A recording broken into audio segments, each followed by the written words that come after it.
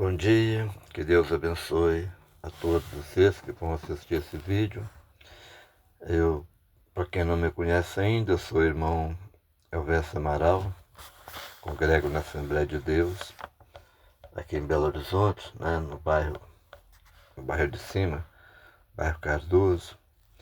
E eu estou saindo aqui, no momento agora, da rua Alfenas, aqui no bairro Cruzeiro, em Belo Horizonte.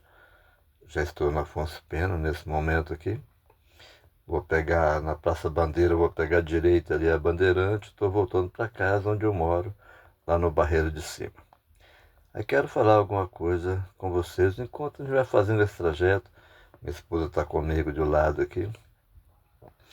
Então, o que eu quero falar é o seguinte. Jesus, depois de ressuscitado, ele apareceu várias vezes para os discípulos e até mesmo para outras pessoas. Os apóstolos e até para outras pessoas. Ele apareceu várias vezes.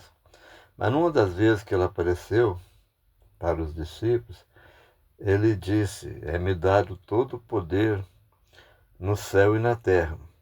Portanto, ide e ensinai todas as nações, batizando em nome do Pai, do Filho e do Espírito Santo, ensinando-as a guardar todas as coisas que eu vos tenho mandado. E eis que estou convosco todos os dias até a consumação dos séculos. Né? E isso está no livro de Mateus. No livro de Marcos também ele falou, na aparição dele também para o discípulo, ele falou também dando a seguinte ordem: ide por todo mundo, pregai o evangelho a toda criatura. Quem crê e for batizado será salvo. Quem não crê será condenado. E esses sinais seguirão aos que crerem. Em o meu nome expulsarão os demônios, falarão novas línguas, pegarão em serpentes, e se beberes alguma coisa mortíferas, não lhe causará dano alguns. Imporão as mãos sobre os enfermos, e eles serão curados. Então, esse mandamento de Jesus parece uma coisa muito fácil. Ide por todo mundo, pregai a todos os povos, pregai o Evangelho. Ensinai aquilo que eu falei com vocês, né? Jesus havia ficado 3 anos e pouco, né? Ensinando os apóstolos, os discípulos, como viver, dando eles, né, poder para poder operar os milagres que Jesus fazia na presença deles. Então, aparentemente, é uma coisa muito fácil sair e anunciar Jesus. Mas é interessante o seguinte, as dificuldades que a gente encontra para poder falar de Jesus. Estou falando aqui do Brasil. Aqui no Brasil, que é um país que nós temos total liberdade para poder falar não só do Evangelho, mas de qualquer que for sua religião. Nós temos total liberdade. Né? Aqui não há perseguição religiosa por parte das autoridades governamentais. Então a gente tem uma liberdade muito grande. E tem países aí que os cristãos estão morrendo ao confessar Jesus como o Senhor de sua vida.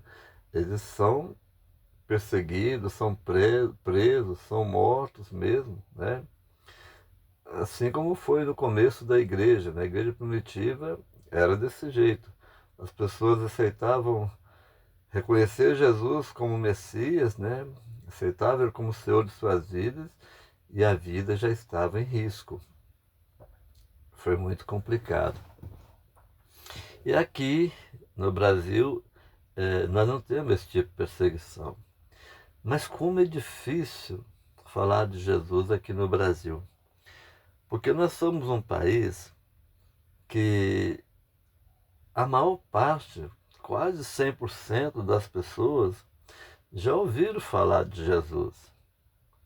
Então não é nenhuma novidade quando eu chego perto da pessoa e pergunto: eu queria conversar um pouquinho com você. Dá para falar um pouquinho de Jesus com vocês? Falar da Bíblia com vocês? E a resposta que a gente recebe muitas vezes: eu já conheço Jesus. Eu já conheço Jesus, eu sei quem ele é, eu conheço a história dele. Alguns ainda falam assim: eu já assisti muitos filmes falando da vida de Jesus. E aí quando você pergunta, tá tudo bem, mas então você já viu falar de Jesus e você tem certeza da sua salvação? A resposta que a gente tem é a seguinte: a salvação só Deus sabe. Mas na realidade não é isso que a Bíblia nos ensina. A Bíblia fala que aquele que crê em Jesus está salvo. Aquele que recebe Jesus como Senhor de sua vida, ele tem que ter certeza da sua salvação. Mas você vai falar de Jesus para essas pessoas, eles já conhecem, eles já sabem, então eles não querem ouvir. Não, isso aí, vamos dizer aquele ditado, né? Choveu no molhado. Já estou sabendo de tudo isso. Mas só que eles sabem. Mas quando se trata do plano de salvação, na maioria das vezes, né, é um plano diferente que foi modificado. Não é o que está na Bíblia. Aí entra aquela história de depois de mortos, as pessoas vão fazer uma oração para ele, rezar, né, como é mais comum falar, vai rezar uma missa para tirar aquela pessoa do purgatório, vai fazer uma oração, seja ela qual for, entendeu? Tem missa de corpo presente, missa de sétimo dia, missa de 30 dias, missa anual, para tirar uma pessoa que está no purgatório. Nós não temos nenhuma base bíblica para poder falar que existe purgatório. Não existe isso.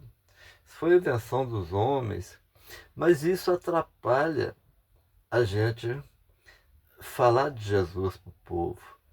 Porque é bem mais fácil eu viver do jeito que eu quero viver, sem renunciar a muita coisa, né?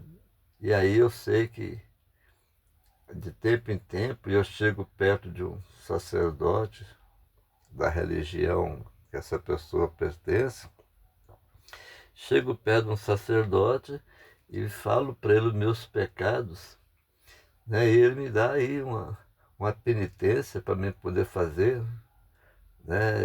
Eu já tive lá e eu lembro que geralmente era: você reza 3 Pai Nosso, 3 Ave Maria, entendeu?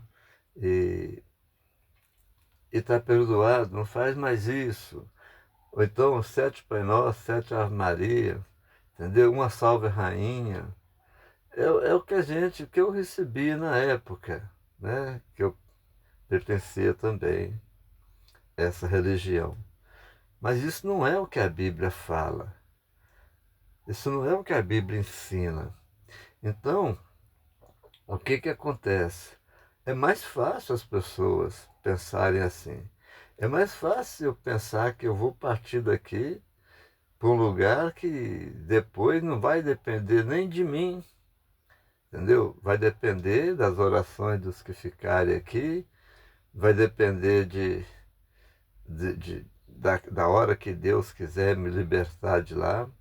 Isso é um grande engano, mas atrapalha a gente pregar para uma pessoa. Porque na realidade não é nós que convencemos as pessoas, que convence as pessoas é o Espírito Santo. A Bíblia fala que o Espírito Santo nos convence do juízo, da justiça e do pecado. Então ele é que convence, mas com a mente cauterizada já que as pessoas têm, com esses ensinamentos, fica muito difícil. E também, de outro lado, nós temos também uma dificuldade muito grande, porque as igrejas evangélicas, elas multiplicaram. Tem igreja evangélica de tudo quanto é tipo de nome, entendeu? Muitas são igrejas sérias, mas grande parte delas São igrejas que não têm compromisso nenhum com as almas perdidas. São pessoas que decidiram a fazer da pregação do Evangelho o seu modo de viver, o seu meio de vida, a sua profissão. Então, aí fica difícil, porque é tanta coisa que falam, né, na internet, na televisão, tanta promessa que não está cumprindo na vida de ninguém, porque não é para nós. Tem promessa ali do Antigo Testamento, promessas que Deus é fiel nas suas promessas, ela não deixa de ser cumprida, não. Mas ela não é para nós. Ela é para o povo de Israel, às vezes naquele tempo. Tem promessa que foi feita por Isaías, por Zacarias, entendeu? Que não cumpriu e nem vai cumprir para a igreja. Era para os judeus a se cumpriram antes, né? Chegou o tempo do cumprimento delas, foram cumpridas, mas tem promessa no Antigo Testamento que é para o período pós-era da igreja. Vai acontecer no milênio, para o próprio povo de Israel. Entendeu? Então, aí as pessoas pegam aquilo e começam a prometer mundos e fundos. Convida para vir para a igreja, que a sua vida vai melhorar. Qualquer igreja que tiver com a placa, e não é só eu que estou falando isso, já vi outras pessoas falarem, qualquer igreja que estiver com a placa, vem aqui, nós vamos ter aqui um culto assim, de promessa isso, aquilo, vem para cá que sua vida vai melhorar. A chance de ser um, uma pessoa corrupta que está na direção dessa igreja é muito grande. Porque a Bíblia não fala, não é assim. A Bíblia fala o seguinte: aquele que quer me seguir, toma sua cruz, negue-se a si mesmo. Aí sim, depois me segue. Né? Não é vem para cá que sua vida melhora. Tem um versículo, um versículo nada, uma palavra que é muito falada, que Deus fala, vem como está. A Bíblia não está isso escrito na Bíblia em nenhum lugar. Vem como está. É claro que eu, quando eu vou falar, e qualquer pessoa séria que vai falar de Jesus para uma pessoa, se ele falar, olha, eu quero ir para a igreja, mas eu tenho que parar de fumar primeiro, porque eu fumo. Eu tenho que parar de beber primeiro, eu tomo minha cerveja, eu tomo minha pinguinha e eu fumo. É claro que nós vamos falar com ele, não para primeiro não. Vem para a igreja como você está. Mas não está escrito isso na Bíblia. Isso é uma orientação da gente para a pessoa que está com essa dificuldade, com esse problema. Vem do jeito que você está. Deus te recebe do jeito que você está. Lá, você congregando ali com os irmãos, mudando o seu ambiente que você frequenta, você vai deixar de frequentar os bares. Então, Deus vai te ajudar. Ele não vai obrigar você a parar de fumar nem de beber. Ele vai te ajudar a, a ter força para poder largar seu cigarro, largar sua bebida. Se você quiser continuar fumando e bebendo, Deus não te obriga a parar. Tem uma pessoa que eu conheço muito, até bastante chegada minha, e ela tem muitos anos de crente, muitos anos. Ela não largou o cigarro até hoje. Eu não sei como que fica a salvação dela. Eu não quero de maneira nenhuma pensar que ela vai perder a salvação. Mas é estranho, porque se ainda está apegada num cigarro, não consegue largar o cigarro, entendeu? É meio estranho, né? Você fica meio na dúvida, será que essa pessoa é uma pessoa realmente salva? Ou se ela só está frequentando uma igreja, né? Porque a Bíblia fala, conhecereis a verdade, lá em João 8, versículo 32, conhecereis a verdade vos libertará, né? Se eu não me engano, versículo 36, fala, se o Filho vos libertar, verdadeiramente sereis livre.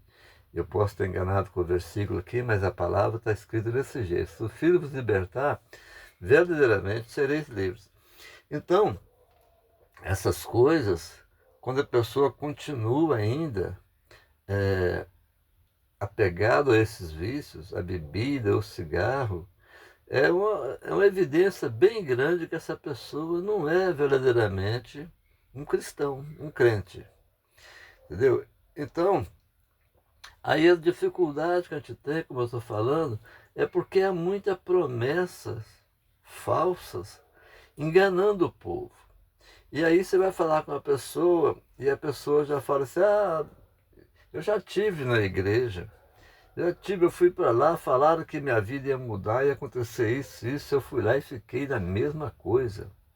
Estou na mesma porcaria, eu uso até outra palavra mais pior, mais suja, né? Não vou falar aqui. Mas estou na mesma coisa, não melhorei nada. É eles que estão ficando ricos. É eles que estão ficando ricos. Então eu não vou mais dar meu dinheiro para poder encher barriga dos outros. Entendeu? Então é o que a gente escuta. Eu não vou fazer isso. Entendeu?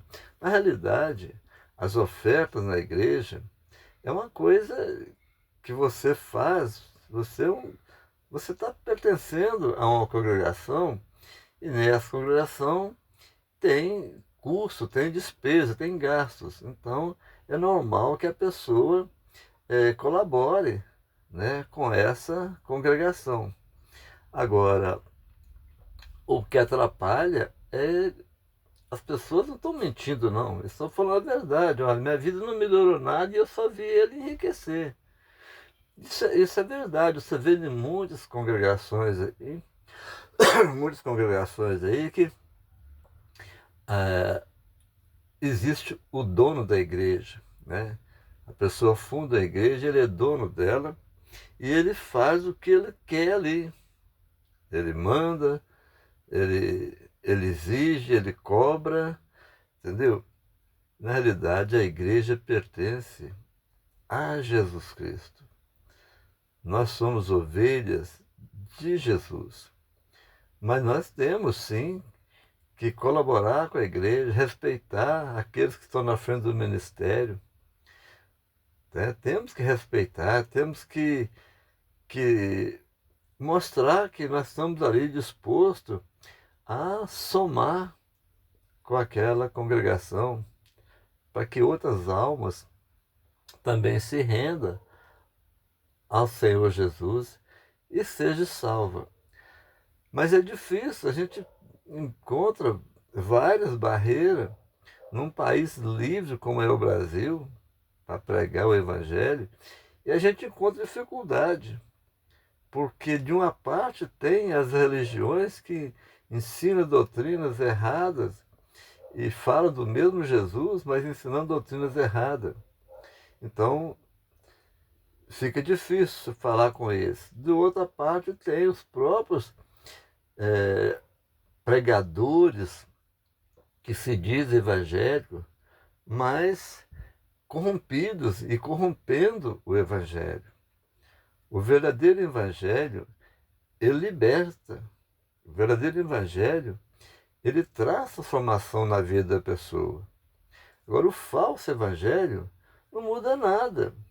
E se você é uma pessoa que já é frequenta uma igreja que pode tudo, que vale tudo, entendeu? Que só fala em prosperidade, só fala em melhorar de vida aqui na terra, e você leva uma pessoa para visitar a sua igreja, aí chega no final do culto, as pessoas, o pastor, o pregador, propõe lá quem quer receber Jesus como Senhor da sua vida, e aquela pessoa recebe Jesus como Senhor da vida dele, mas ele recebe querendo aquilo, é mudante de vida, entendeu? Não falou contra o pecado, não falou da volta de Jesus, não falou da condenação eterna, até que falou do amor de Deus, mas esqueceu de falar da justiça de Deus, né? Falou do amor de Deus, mas Deus é amor, mas Ele também é justiça, né? Ele ama o pecador, mas aquele pecador que arrepende. O pecador que não arrepende até o final da vida dele, não arrepende, não quer se quebrantar diante de Deus, esse pecador está debaixo da ira de Deus, né? João 3, versículo 16, fala que Deus amou o mundo de tal maneira que deu seu único filho para aquele que nele crê, não pereça, mas tenha a vida eterna. Mas no mesmo capítulo 3 de João, versículo 36, diz o seguinte: aquele que tem o filho tem a vida, o que não tem o filho, sobre ele permanece a ira de Deus, né? Então, e não adianta pensar que nós podemos fazer alguma coisa para ser salvo. A salvação é pela graça de Deus. No livro de Efésios, Paulo escrevendo aos Efésios, no capítulo 2, a partir do versículo 8, ele diz o seguinte: pela graça nós somos salvos. Isso, eu estou falando aqui, eu não estou com a Bíblia, né? Pela graça sois salvos mediante a fé. Isso não vem de vós, é dom de Deus. Não é pelas obras, para que ninguém se glorie, porque somos feitura dele, criado para boas obras. Então, nós vemos o seguinte: não é você fazer nada de bom, de bem, para ser salvo. A salvação, ela vem através da fé em Jesus Cristo. A graça de Deus nos alcança. Você crê em Jesus Cristo, né? É interessante, o Espírito Santo, ele nos leva a Cristo. O Espírito Santo nos convence do juízo, da justiça, do pecado e nos leva a Cristo. Uma vez que você foi para Cristo, recebeu Jesus como o Senhor de sua vida, esse mesmo Espírito que te enviou para Jesus, ele é enviado para morar em seu coração por Jesus. Jesus envia esse Espírito Santo para habitar em você, para poder fazer uma transformação na sua vida. Aí começa a regeneração. Você vai mudar de vida. Você vai deixar de pecar como você pecava antes. É claro que a gente não para de pecar. Para de pecar só depois que nós morrermos e formos para o céu. Nós vamos cessar essa prática do pecado, porque nós temos na nossa natureza humana uma essência do pecado que desde o Éden entrou em nossa vida. Mas nós não temos que continuar pecando constantemente. Uma criança, quando ela nasce, daí uns tempos, 9 meses, 10 meses, um ano, alguns demoram mais um pouquinho, ela começa a andar, vai engateando, depois passa a andar. Nesses começos dela andando, ela toma quedas assim próximo à queda da outra. Cai aqui, levanta, anda mais 4 a 5 passinhos, cai de novo. Mas a partir do que ela vai crescendo, ela vai desenvolvendo, as quedas diminuem. O espaço de uma queda na outra diminui. Entendeu? Assim é a vida de um cristão, do novo convertido. Ele vai para a igreja, mas ele continua, entendeu? Ali, nos primeiros meses, primeiros anos, aqueles costumes que ele tinha de falar palavrão, de vez em quando ele esquece e solta um palavrão. E aí, o espaço bem pequeno um do outro, ele peca de novo. Mas o Espírito Santo vai trabalhando e ele vai crescendo, amadurecendo na fé, vendo a importância de mudar de vida e passa a diminuir as suas quedas, os seus pecados diminuem. O espaço de uma falha até outra falha vai demorando mais. Isso é regeneração. Chega um ponto que você já passa tempos, entendeu? Sem pecar, e quando acontece pecar é por um acidente mesmo, e você pensa na hora, oh meu Deus, pequei de novo, me perdoa. Você arrepende, confessa o pecado a Deus e Deus te perdoa. É desse jeito que as coisas acontecem. Então, agora, se você fica numa igreja que não prega contra o pecado, que só fala em bênção, só fala que Deus vai te dar isso, vai te dar aquilo, vai te dar aquilo outro, só evangelho para a terra, só para aqui, para a terra, só para a vida aqui.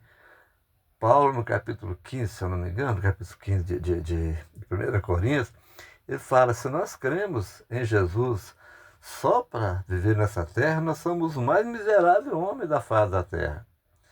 Nosso alvo é a vida eterna. Nosso alvo é alcançar a salvação. Nosso alvo não é permanecer aqui na terra. Então, é necessário que nós realmente mudamos de vida. A Bíblia fala assim, aquele que furta, não furte mais, né? Longe de vós toda gritaria, toda as falas, né, mal dos outros, essas coisas todas. Tem que haver uma mudança, entendeu? Na vida das pessoas. É isso? Aí eu vou fechar aqui, terminar esse vídeo aqui, porque logo na frente ali eu vou parar para poder passar uma padaria ali. Então em breve eu vou parar. Mas eu quero falar com você o seguinte: viva a vida com alegria, entendeu? Ser crente não é ser triste, não. Ser crente é ser feliz. Só a alegria, só o motivo de você já ter certeza da sua salvação é motivo de muita alegria. Então a gente não tem que ficar cara fechada, triste, como parecendo que eu sou um cara piedoso, só por causa do jeito de eu me comportar. Porque eu chego perto dos amigos do mundo, né? Que são meus amigos, são vizinhos, eu chego perto deles e eu fico de cara fechada. Não, eu não posso rir com vocês aí não, porque se eu rir com vocês aí, eu estou me contaminando. Não, não é isso não. Você não vai rir com as piadas imorais que eles contam. Você não vai rir com os vídeos pornográficos que eles vão trazer um celular e mostrar para você. Mas você pode se alegrar com eles. Se eles contam uma história interessante, até um fato que aconteceu na vida deles, você pode rir com eles. Sim, com certeza, você não está pecando. Se ele não está te mostrando nada que é pecado, agora, se a gente mostrar alguma coisa que está contrário, entendeu? A aquilo que Deus quer que você faça, então nesse caso aí é diferente. Aí você precisa sim pensar um pouquinho. Eu não vou comparar, não precisa de ser também grosso, né? Não precisa ser grosso com eles, mas você pode sair dali, pronto. Não vai maltratar ninguém, mas essa conversa não me agrada. Essa conversa não me agrada. Tem hora que você chega perto das pessoas que o assunto deles já é assunto de fazer graça com a vida dos evangélicos. Né? Com a vida dos evangélicos. E é coisa que no passado, quando eu estava no mundão, é coisa que eu já participei disso, fazendo também. Entendeu? Fazendo gracinha. Tem uma música que ela existe. Como é que é? Derrama, Senhor, derrama sobre nós o teu amor. Então, essa música, eu chegava no meio da rodinha que estava cantando, em vez de falar derrama, Senhor, a gente cantava de Brahma, que a Antártica já acabou. De Brahma, Senhor, de Brahma, que a Antártica já acabou. Então, são gozações feitas contra o povo de Deus.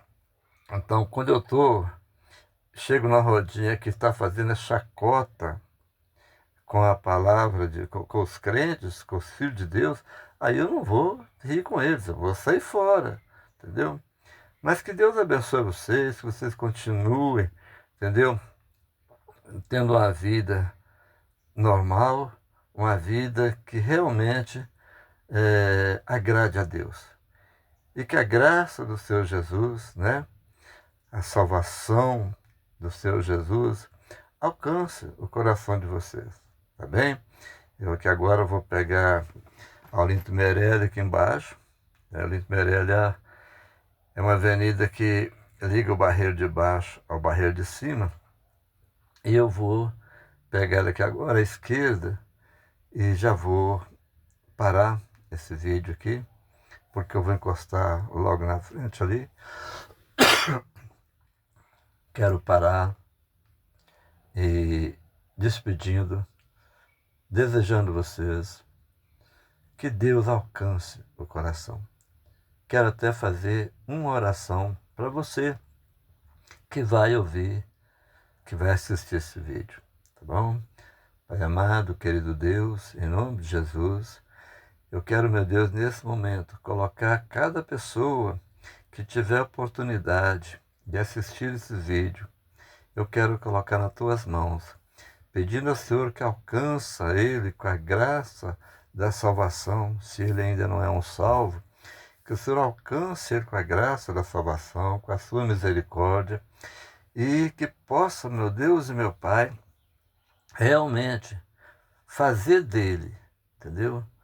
Um filho de Deus, aqueles que por herança vão receber a vida eterna num paraíso, num lugar de alegria, de gozo, de paz, onde não vai haver mais doença, não vai haver mais choro, não vai haver mais lágrima, não vai haver nenhum tipo de sofrimento. Então, que o Senhor possa abençoar a vida de cada um. E para aqueles que já são salvos e assim mesmo tomaram o tempo de assistir esse vídeo, que o Senhor abençoe a vida deles, que eles continuem permanecendo firmes na fé. E livra eles de ser enganados pelos falsos pregadores, pelo falso evangelho. Que eles entendam que o evangelho é renúncia, é fugir do pecado, é arrependimento do pecado. Esse é o evangelho. E a fé em Jesus Cristo, sabendo que só Ele que salva. Ele é o único mediador entre Deus e o homem. Que Deus abençoe a todos vocês.